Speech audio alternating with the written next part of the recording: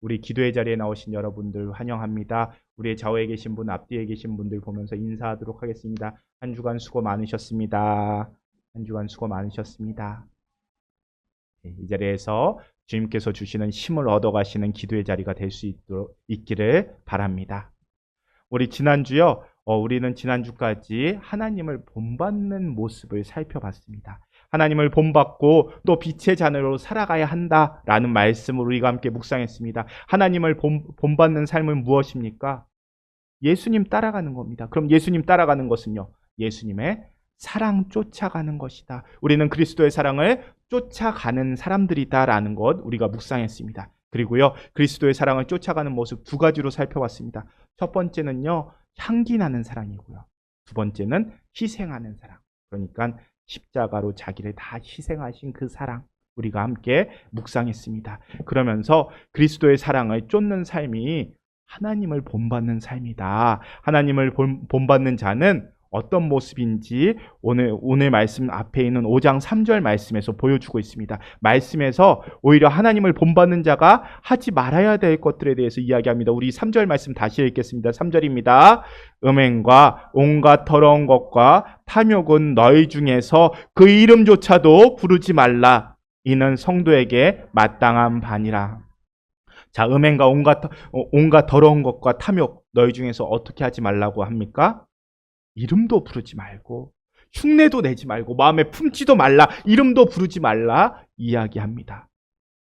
위의 것, 위의 사랑, 하나님의 사랑, 예수님께서 보여주신 그 사랑을 본받아야지 세상에서 오염된 그 사랑 하지 말라는 겁니다. 너희가 그러한 사랑 받았으니 예수 그리스도께서 보여주신 완전한 사랑 보지 않았냐? 그러한 사랑의 삶을 살아가라라고 말씀하시는 겁니다. 그러면서 가짜 사랑에 대해서 이야기합니다. 자, 앞에서 뭐라고 나오나요? 3절에서 음행과 온갖 사랑 나오죠. 온갖 더러운 것과 탐욕 나오죠.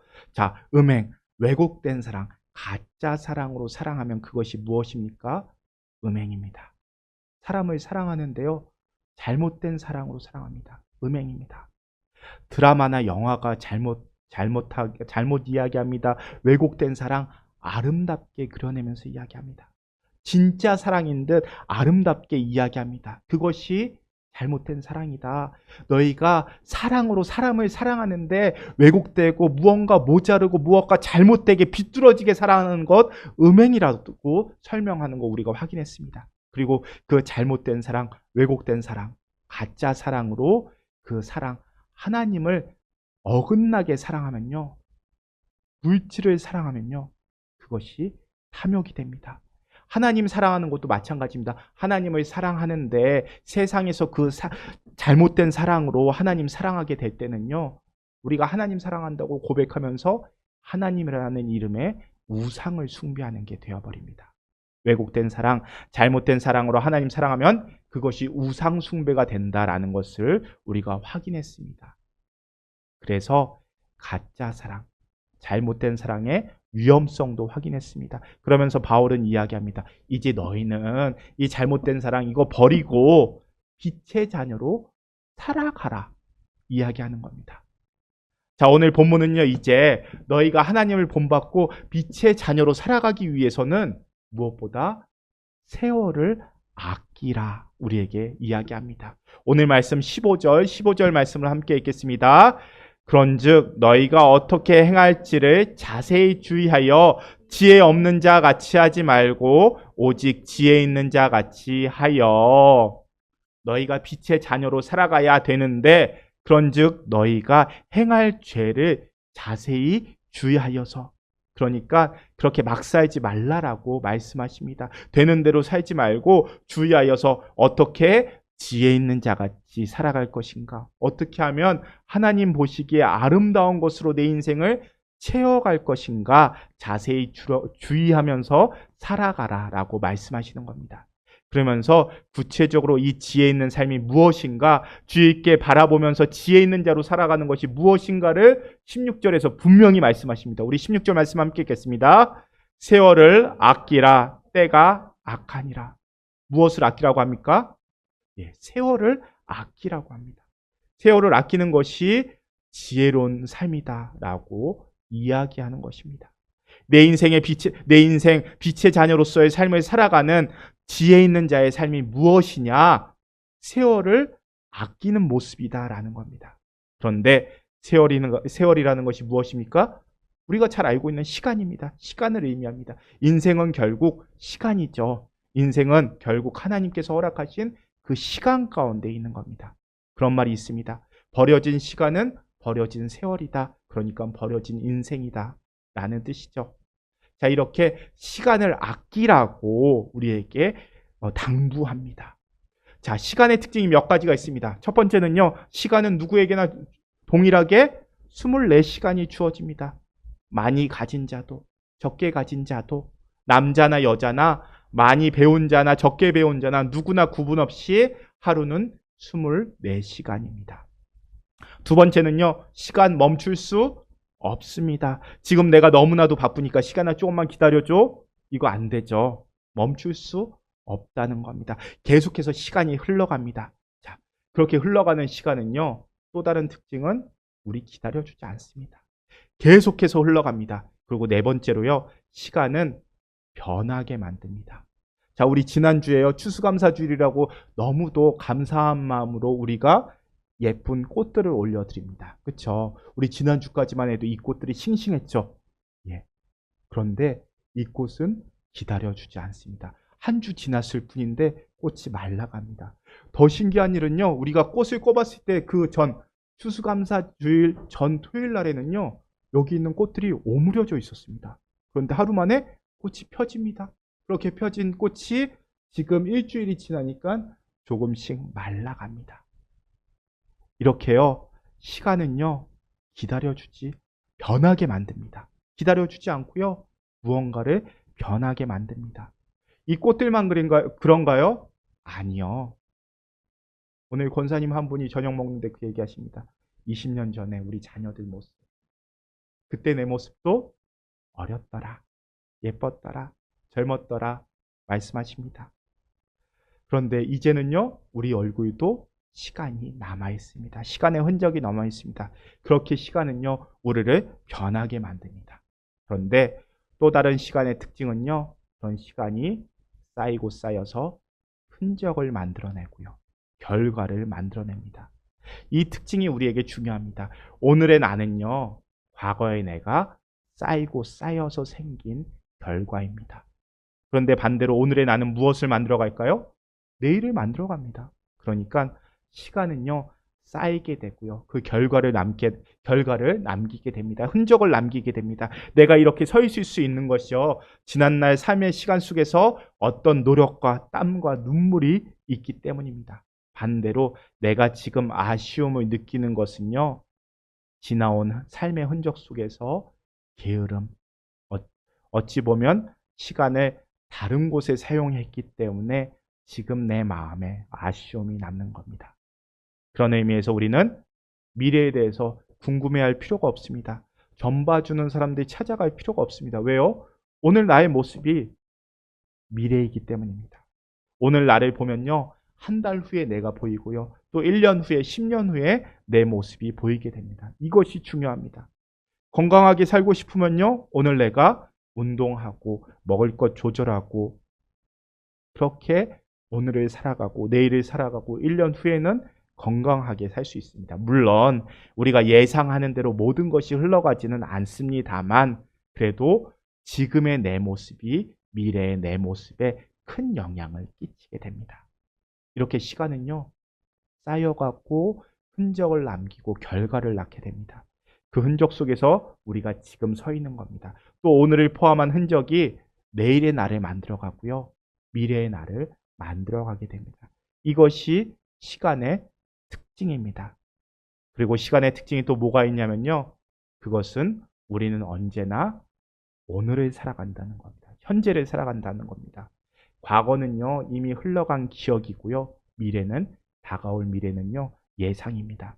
그런 의미에서 우리는 언제나 오늘을 살아가야 합니다. 그래서 히브리서 3장 13절 말씀을 보면요, 이런 말씀이 있습니다. 우리 히브리서 3장 13절 말씀도 한번 찾아볼까요? 히브리서 3장 13절입니다. 손가락 껴놓고요, 히브리서 3장 13절 354쪽입니다. 355쪽이요. 355쪽.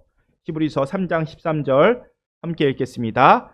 오직 오늘이라 일컫는 동안에 매일 피차 권면하여 너희 중에 누구든지 죄의 유혹으로 완고하게 되지 않도록 하라. 자, 오직 오늘이라 일컫는 동안에 너희는 서로 피차 권면하라고 이야기합니다. 왜냐하면 내일은요, 내 것이 아니기 때문입니다. 그러니까 우리는 현재를 살아가는 게 중요하다는 겁니다.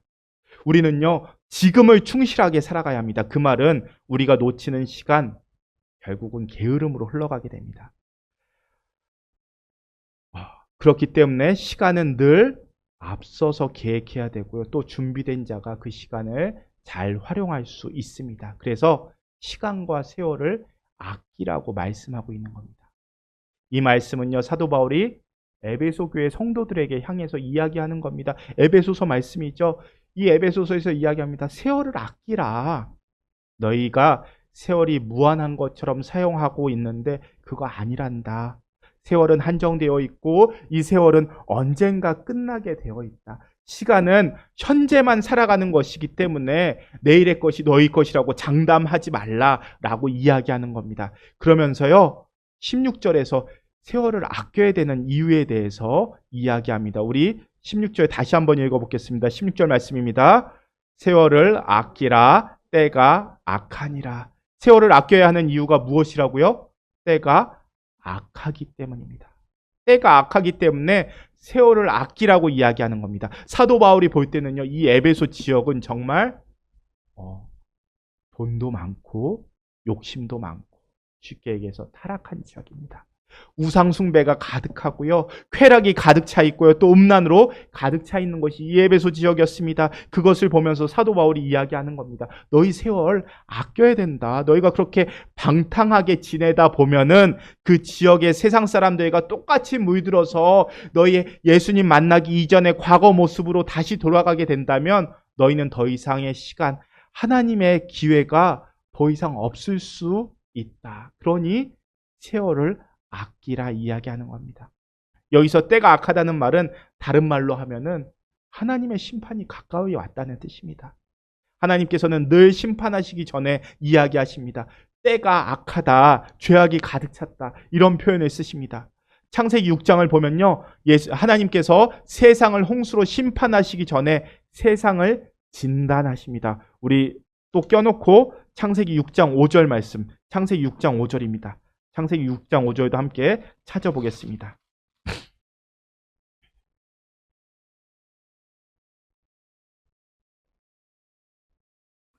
창세기 6장 5절 6쪽에 있습니다. 창세기 6장 5절 함께 읽겠습니다. 여호와께서 사람의 죄악이 세상에 가득함과 그의 마음으로 생각하는 모든 계획이 항상 악할 뿐임을 보시고, 하나님께서 세상을 진단하십니다. 죄악이 가득 찼다. 하나님의 인내가 이제 임계점에 이르렀다는 겁니다. 죄악이 가득 차고 악함이 가득할 때 그때 이어지는 것이 무엇입니까? 하나님의 심판이다라는 겁니다. 그러니 사도 바울이 이야기합니다. 너희도 세월을 아껴라. 너희 기회가 항상 있는 것 아니다. 왜 그런가? 때가 악하기 때문에 하나님의 진노와 심판이 가까이 왔기 때문이라고 말하고 있는 겁니다. 여러분, 시간은요, 우리를 기다려주지 않습니다. 시간은 항상 우리에게 있는 것이 아닙니다. 우리가 요즘 주일에 십계명 묵상하고 있는데요, 십계명 묵상하면서 읽었던 에베소서 말씀을 보면요, 그런 말씀이 있습니다. 해가 지도록 분을 품지 말라. 왜 해를 넘기지 말라고 말씀하십니까? 내일이 내 것이 아니기 때문입니다.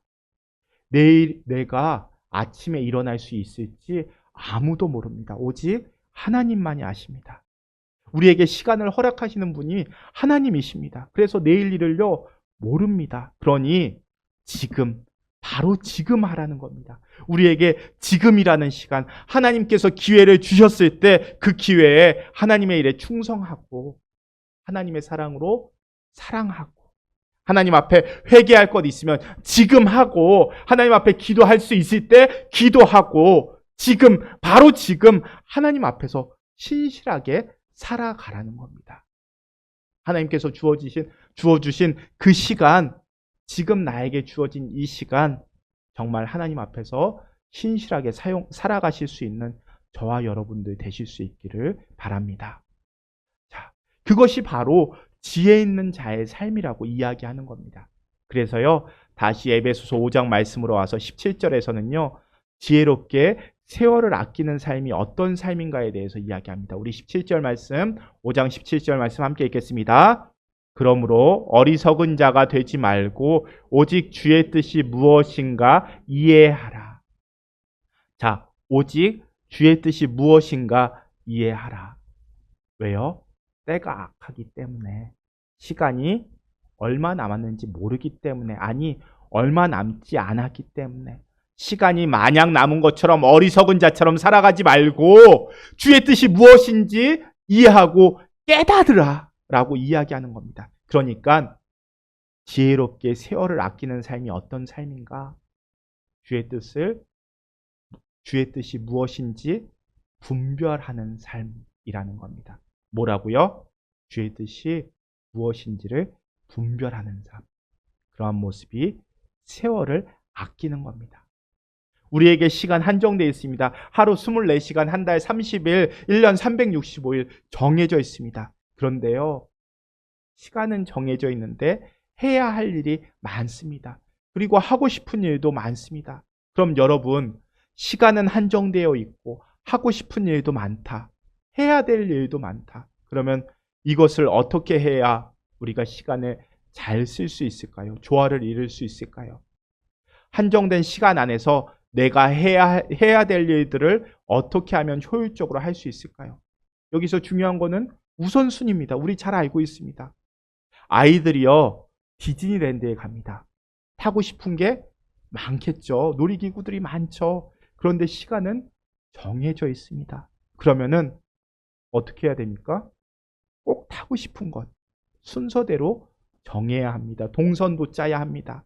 우선순위를 정하는 것, 그것이 인생을 지혜롭게 살아가는 방법입니다. 우선순위. 이 단어를 붙잡고 17절 말씀을 보십시오. 오직 주의 뜻이 무엇인지를 이해하라. 이 말이 무슨 뜻입니까? 우리의 시간의 우선순위를 어디에 두라는 말씀입니까? 주의 뜻을 분별하고 순종하는 데 우선순위를 두라는 겁니다. 주님의 뜻을 발견하고 이루는데 우리의 시간을 먼저 쓰라는 겁니다. 그러면 여러분, 주의 뜻이 무엇인지를 이해하기 위해서는 어떻게 해야 할까요? 주의 뜻을 알아야지 우리가 분별할 수 있고 순종할 수 있겠죠. 그러면 주의 뜻이 무엇인지 어떻게 알 수 있습니까? 가장 좋은 방법, 말씀 읽는 겁니다. 성경 읽는 겁니다. 하나님의 말씀 읽는 겁니다. 성경만큼 하나님의 뜻을 정확하게 전달하는 것 아무것도 없습니다. 전에도 에베소서 우리가 함께 살펴볼 때 말씀드렸죠. 지금은 예언의 시대가 아닙니다. 그렇죠? 완전 계시로 예언 끝났다라고 말씀드렸습니다. 신령한 은사를 받아서 예언한다 하는 분 있으면요, 쫓아가지 말라고 부탁드렸습니다. 잘못된 겁니다. 예언의 시대 끝났습니다.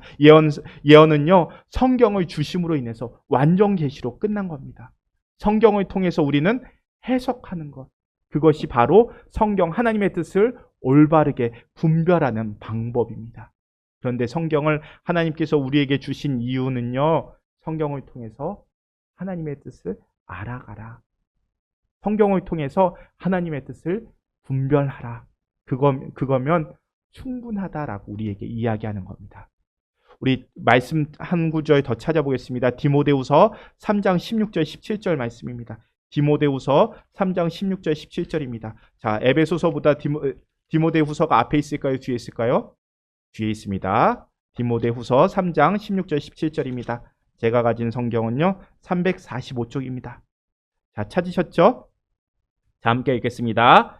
모든 성경은 하나님의 감동으로 된 것으로 교훈과 책망과 바르게 함과 의로 교육하기에 유익하니 이는 하나님의 사람으로 온전하게 하며 모든 선한 일을 행할 능력을 갖추게 하려 함이라. 자, 이는 하나님의 사람을 어떻게 한다고요?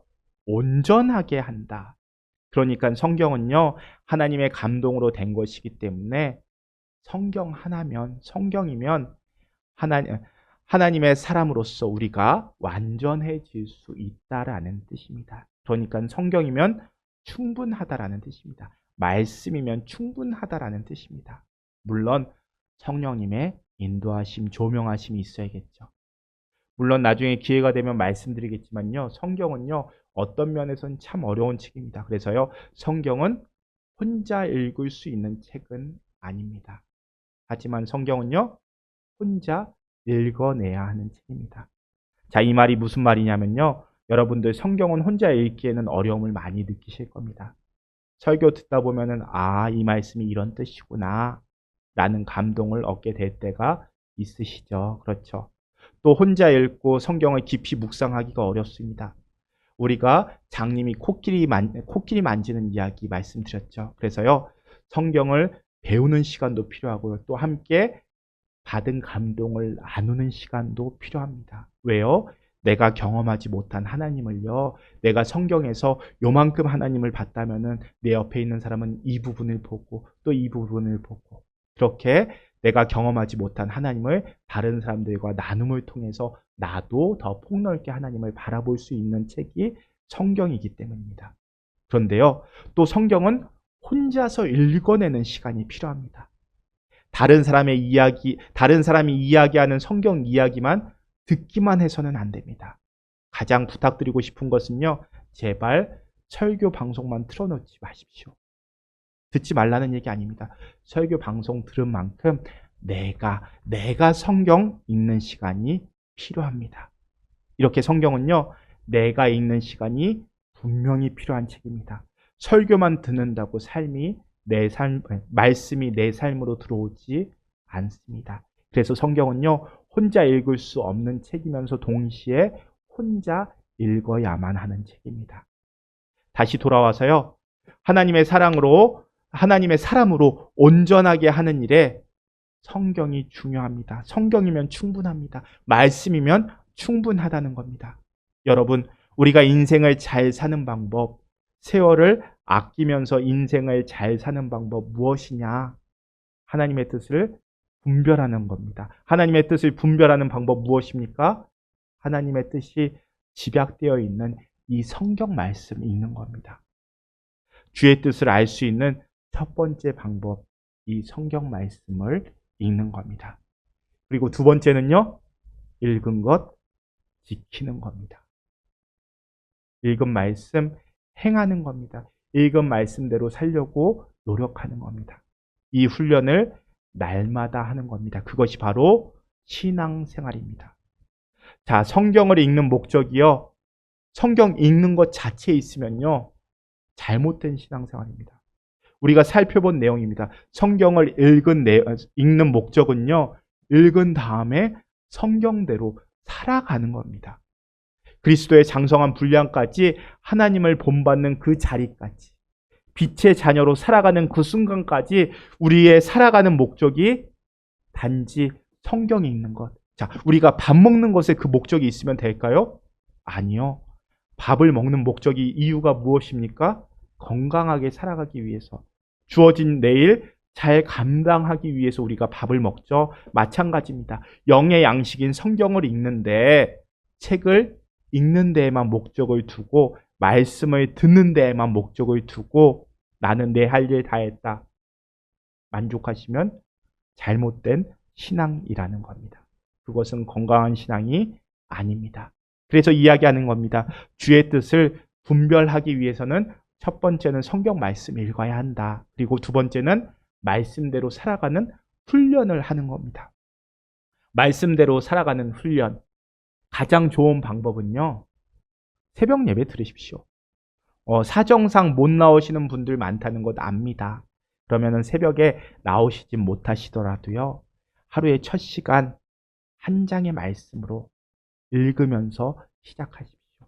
한 장의 말씀 읽으시고 그날 나에게 주시는 도전이 분명히 있습니다. 말씀 읽는 중에 하나님께서 나에게 주시는 그 감동되는 마음이 분명히 있습니다. 그러면은 그 도전 붙잡고 여러 가지 붙잡지 마시고 딱 한 가지만 붙잡고 그날을 살아가는 훈련을 하는 겁니다.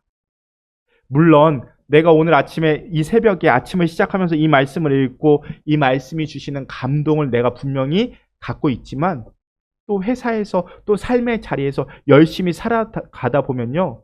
잊어버리기도 합니다. 그렇게 잊어버리고 살다가 집에 와서 저녁 먹고 있을 때쯤 아 맞다. 떠오르기도 합니다. 괜찮습니다. 괜찮습니다. 또 순간순간 말씀이 주는 도전이 생각나지만 오늘은 도저히 못 지켰다. 괜찮습니다. 넘어져도 괜찮습니다. 못 지켜도 괜찮습니다. 그렇게 말씀 붙잡고 살아가려는 모습 자체가 귀한 겁니다. 하나님께서 기쁘게 봐주실 겁니다. 그렇게 시도하는 것이 중요합니다. 그렇게 하다가 넘어지면 그 다음날 새벽에 다시 와서 기도하고 하는 겁니다. 회개하고 엎드려서 기도하는 겁니다. 그리고 또 그날 주시는 말씀 붙잡고 하루 살아가는 겁니다. 그렇게 말씀 듣고 살려고 몸부림치는 모습 하나님께서 기쁘시게 받으시고요. 또 길을 열어 주십니다. 그러니 새벽 예배 아니 새벽 기도를 하십시오. 나오라는 말씀 아닌 거 아시죠? 삶의 자리에서 뒤에 있는 여러분들을 위해서 새벽 큐티집도 있습니다. 갖고 가세요. 가져가셔서 그날 주어진 말씀만 읽으세요. 말씀 읽고 기도하세요. 기도하면은 어제 못 지켰던 말씀도 떠오르고요. 괜찮습니다. 그렇게 떠오르는 것 자체가 하나님께서 기뻐하시는 하나님의 형상으로 장성한 분량까지 만들어지는 과정입니다. 그렇게 해서 오늘 주신 말씀 붙잡고 읽으면서 기도하고 하나님께서 주신 그 감동 주신 그 한 모습, 한 꼭지 붙잡고 오늘 하루 나 이거 지키면서 살아가야지 하는 모습이 바로 장성한 분량까지 자라가는 모습. 세월을 아끼는 모습. 악한 세월 가운데, 악한 세상 가운데 시간을 아끼는 모습이라는 겁니다. 신앙생활 한다는 거요. 어떤 큰일 하려는 거 아닙니다. 그런 거 하나님께서 원하시는 거 아닙니다. 큰 돈 들여서 선교 떠나고요. 많은 시간 들여서 봉사하고 그런 거에 얽매여 계시면 신앙생활 건강하게 못하십니다. 사도 바울은요. 지금 어디에 갇혀 있습니까? 에베소서 옥중서신이지 않습니까? 감옥 안에서 이야기하는 겁니다. 감옥 안에서 뭘 이야기하냐면요. 너희들 매일매일 주의 뜻을 분별하기 위해서 말씀 읽고 묵상해라. 기도해라. 성경이면 충분하다. 하나님의 사람으로 온전하게 하는 것 성경이면 충분하다. 이야기하는 겁니다. 성경을 읽고 성경대로 살고 성경대로 기도하고 물론 실패할 수 있지 넘어질 수 있지 그래도 기도하고 그렇게 성경을 가까이 하면서 매일매일 말씀대로 살아라. 그것이 신앙생활이다. 그것이 하나님을 본받는 삶이다. 그것이 시간을 아끼는 삶이다. 말하고 있는 것이 바로 에베소서 5장의 말씀입니다. 우리 사랑하는 제일교회 성도 여러분, 주의 뜻이 무엇인지를 분별하실 수 있기를 바랍니다. 그것은 누구의 간증도 아니고요. 내 생각도 아니고요. 하나님의 말씀을 듣고 그 말씀대로 분별하게 될 때 우리는 시간을 아끼며 세월을 아끼며 지혜로운 삶을 살아갈 수 있을 줄로 믿습니다. 그러니 말씀 읽는 거 게을리하지 마세요. 이 성경 하나면 충분합니다. 누구한테 기도받는 거 아닙니다. 성경 하나면 충분합니다. 성경을 사모하고 그 가운데서 하나님의 마음을 읽어내려고 애쓰는 삶을 살아갈 때 그 마음이 충분할 때 하나님께서는 성령님을 통해서 우리의 지혜를 넓혀주시고 그 말씀을 깨우쳐 주실 겁니다. 그러니 그런 마음으로 기도하시면서 말씀을 가까이 하실 수 있는 저와 여러분들, 말씀을 매일매일 지켜낼 수 있는 저와 여러분들 되실 수 있기를 바랍니다.